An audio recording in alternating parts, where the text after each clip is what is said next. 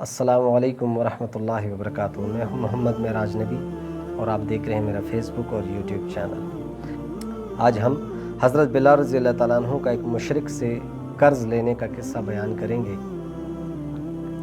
حضرت بلال رضی اللہ تعالیٰ عنہ سے ایک صاحب نے پوچھا کہ حضور اکرم صلی اللہ علیہ وسلم کے اخراجات کی کیا صورت ہوتی ہے تھی؟ حضرت بلال رضی اللہ تعالیٰ عنہ نے فرمایا کہ حضور صلی اللہ علیہ وسلم کے پاس کچھ جمع تو رہتا ہی نہیں تھا، یہ خدمت میرے سپرد تھی، جس کی صورت یہ تھی کہ کوئی مسلمان بھوکا آتا تو حضور اکرم صلی اللہ علیہ وسلم مجھے ارشاد فرما دیتے، میں کہیں سے قرض لے کر ان کو کھانا کھلا دیتا۔ کوئی ننگا آتا تو حضور اکرم صلی اللہ علیہ وسلم ارشاد فرماتے، میں کسی سے قرض لے کر ان کو کپڑے پہنا دیتا۔ یہ صورت ہوتی تھی۔ ایک مرتبہ ایک مشرک مجھے ملا، اس نے مجھ سے کہا کہ مجھے وسعت اور ثروت حاصل ہے تو کسی سے قرض نہ لیا کرو، جب ضرورت ہو تو میرے پاس آ جایا کرو، مجھ سے قرض لے لیا کر۔ میں نے کہا اس سے بہتر کیا ہوگا، اس سے قرض لینا شروع کر دیا۔ جب ارشاد عالی ہوتا تو اس سے قرض لے آتا اور ارشاد والا کی تکمیل کر دیتا۔ ایک مرتبہ وضو کر کے اذان کہنے کے لیے کھڑا ہوا تھا کہ وہی مشرک ایک جماعت کے ساتھ آیا اور کہنے لگا، او حبشی۔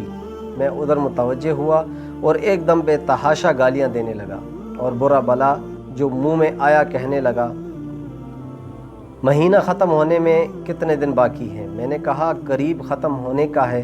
کہنے لگا کہ 4 دن باقی ہیں، اگر مہینہ کے ختم تک میرا سب قرض ادا نہ کیا تو تجھے اپنا غلام بنا دوں گا اور اسی طرح بکری چلاتا پھرے گا۔ مجھ پر جو گزرنا تھا اور گزرنا چاہیے تھا گزر گیا۔ تمام دن رنج و صدمہ سوار رہا اور عشاء کی نماز کے بعد حضور صلی اللہ علیہ وسلم کی خدمت میں تنہائی میں حاضر ہوا اور سارا قصہ سنایا اور عرض کیا، یا رسول اللہ صلی اللہ علیہ وسلم، نہ آپ کے پاس اس وقت ادا کرنے کی فوری کوئی انتظام ہے اور نہ کھڑے کھڑے میں کوئی انتظام کر سکتا ہوں، وہ ذلیل کرے گا، اس لیے اگر اجازت ہو تو اتنے قرض اتارنے کا انتظام ہو، میں کہیں روپوش ہو جاؤں۔ جب آپ کے پاس کہیں سے کچھ آ جائے گا میں حاضر ہو جاؤں گا۔ صبح ہونے کا انتظار کرتا رہا کہ صبح کے قریب کہیں چلا جاؤں گا۔ صبح قریب ہی تھی کہ ایک شخص دوڑے ہوئے آئے کہ حضور صلی اللہ علیہ وسلم کی خدمت میں جلدی چلو۔ میں حاضر خدمت ہوا، دیکھا کہ 4 اونٹنیاں جس پر سامان لادا ہوا تھا بیٹھی تھیں۔ حضور صلی اللہ علیہ وسلم نے فرمایا، خوشی کی بات سناؤں کہ اللہ تعالیٰ نے تیرے قرضے کی بے باکی کا انتظام کر دیا۔ اللہ اکبر۔ یہ اونٹنیاں بھی تیرے حوالے اور ان کا سب سامان بھی۔ میں نے اللہ کا شکر ادا کیا اور خوشی خوشی ان کو لے کر گیا اور سارا قرض ادا کر کے واپس آیا۔ حضور اکرم صلی اللہ علیہ وسلم مسجد میں انتظار فرماتے رہے۔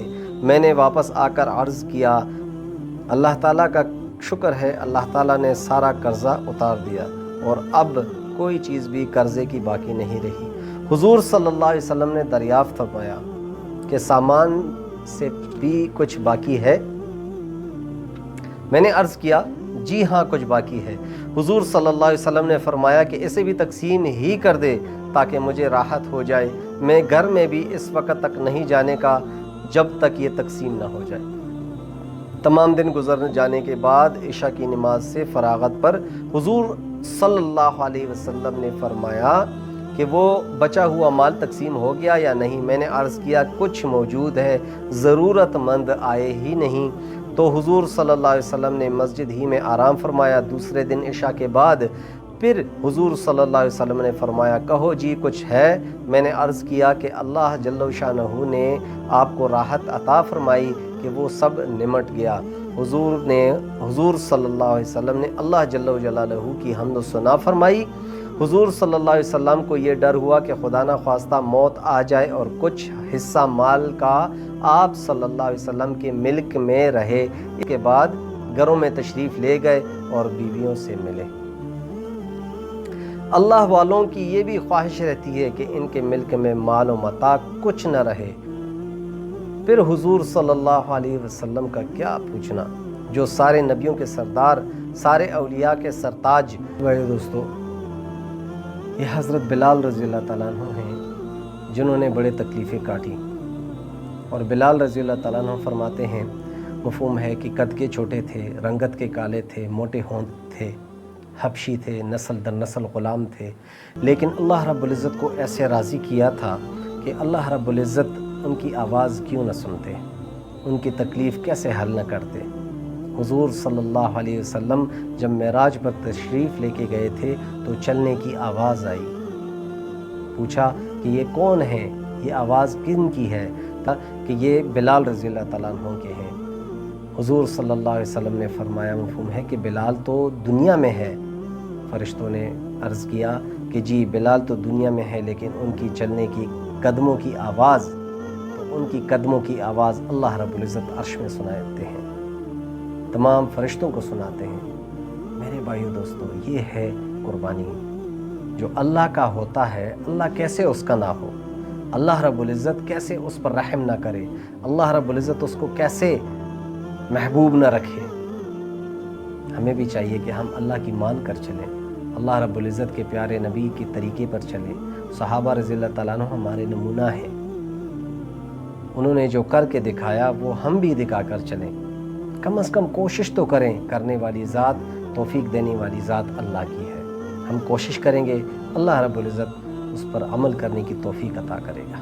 آج تک اتنا ہی، انشاءاللہ دوبارہ پیش ہوں گے خوبصورت واقعے کے ساتھ۔ تب تک کے لیے اجازت دیجیے۔ السلام علیکم ورحمۃ اللہ وبرکاتہ۔